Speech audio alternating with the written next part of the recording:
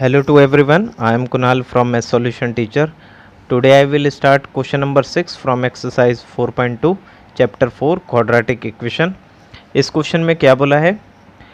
A cottage industry produce a certain number of pottery article in a day. एक कोई cottage industry है, वो number of article daily छापती है. It was observe on a particular day that the cost of production of each article, जितना भी cost of production होगा हर एक article का, वो 3 more than the twice the number of article produce on the day. जो भी इसका cost होगा वो 3 ज़्यादा होगा, दुगने उसके आर्टिकल के रेट के अकॉर्डिंग जो पर्टिकुलर डे पे होगा. If the total cost of production on that day was ₹90, जो टोटल कॉस्ट होगा उस प्रोडक्शन का वो कितना है 90.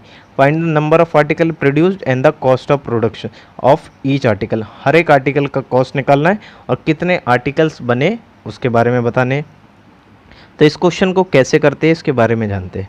सबसे पहले यहाँ पर आपको cost of production of each article in rupees was 3 more than the twice. तो यहाँ देखो कॉस्ट ऑफ प्रोडक्शन आपको वैल्यू गिवन है फॉर्म में, बट आपको नंबर ऑफ आर्टिकल नहीं पता.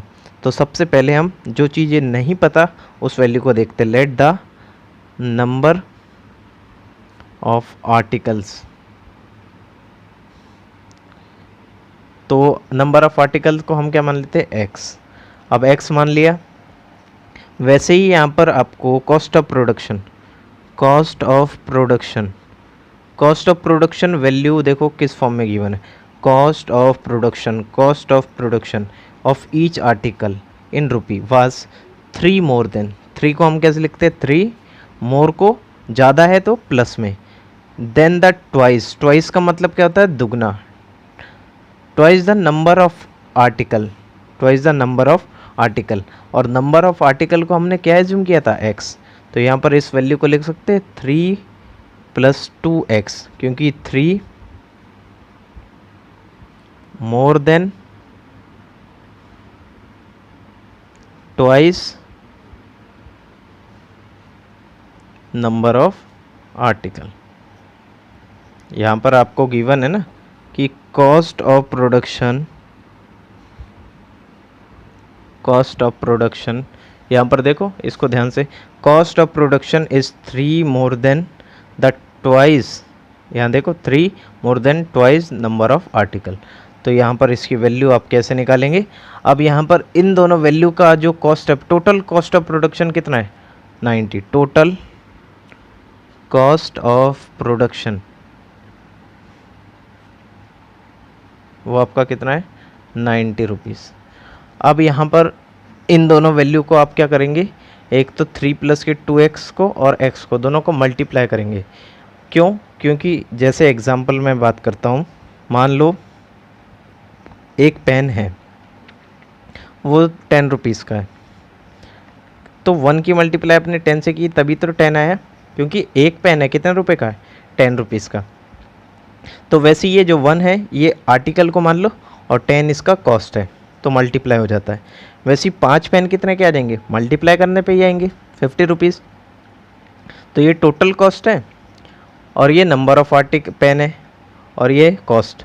तो ये इस क्वेश्चन के अकॉर्डिंग जो आपका नंबर ऑफ आर्टिकल है, नंबर ऑफ आर्टिकल जो है वो वैल्यू को हम करते हैं इसमें मल्टीप्लाई, इनटू में जो वैल्यू है 3 + के 2 इंटू में x और इक्वल में 90. नहीं, क्योंकि नंबर ऑफ आर्टिकल्स इनटू में cost of production in a day और टोटल कॉस्ट ऑफ प्रोडक्शन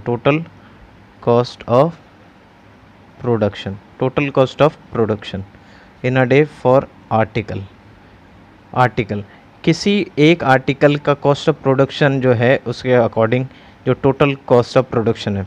तो ये तो नंबर ऑफ आर्टिकल है जो मैंने एज्यूम किया था, और ये कॉस्ट ऑफ प्रोडक्शन है जो निकाला था मैंने, और ये टोटल कॉस्ट है जो 90 रुपीज़ है. अब x की मल्टीप्लाई पूरे के साथ, 3x की मल्टीप्लाई 3 से तो 3x, x की मल्टीप्लाई 2x से तो 2x स्क्वायर. इक्वल में 90।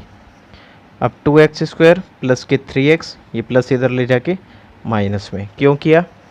क्योंकि सबसे पहले हाईएस्ट पावर, फिर सिंगल पावर, फिर कांस्टेंट। ये वैल्यू को हम कैसे डिवाइड कर, ये मिडल टर्म इसमें कैसे लगाएंगे? अब 2 की मल्टीप्लाई 180 से, ये 90 से तो 180, इसका हम करेंगे 45, एलसीएम लेने पे ये आ गया 15, ये 3 और ये 5। अब इसको कैसे जोड़ना है जिससे कि इसकी वैल्यू 3 आ जाए? तो 3 की मल्टीप्लाई 5 से 15, 3 2 जा 6, 6 की मल्टीप्लाई 2 से 12, इसकी वैल्यू 3 आनी चाहिए। अब ये प्लस और ये क्या आने चाहिए? माइनस। तो 15 में से 12 गए 3, तो यहाँ पर ये वैल्यू को लिख दिया माइनस के 12x प्लस के 15x माइनस के 90 इक्वल में 0। यहाँ पर इसको मैंने 12 को पहले इसलिए लिखा क्योंकि ये इसे कॉमन लिया जा सकता है, बट 15 में से 12 2 को कॉमन नहीं ले सकते। बट साइन को देखना होता है, साइन लगाना उस पर ही है जिसकी वैल्यू आपको लेनी है। अब इसमें से इसको फैक्टर तोड़ते हैं, दोनों में से कॉमन आने वाली चीज़ क्या है? एक तो 2 है और दूसरा x है। 2 से 2 गया, x² से x तो 1x। अब 12 को अगर 2 से डिवाइड करते हैं तो 6 आता है, प्लस माइनस माइनस और x से x गया, आपका ये वैल्यू आ गई 6। इनमें से कॉमन आने वाली चीज़ क्या है? 15, जो दोनों पे ही आपका डिवाइड हो सकता है। 15 से 15 गया x, माइनस प्लस माइनस, 90 को 15 से डिवाइड करते हैं तो 6। यहाँ पर आपकी वैल्यू आ गई, एक तो x माइनस 6 और एक आ रही है 2x प्लस के 15 इक्वल में 0। अब ये माइनस इधर ले जाके प्लस में, दोनों को हम 0 के इक्वल रख देते हैं।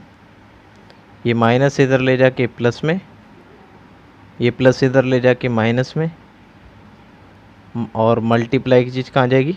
डिवाइड में।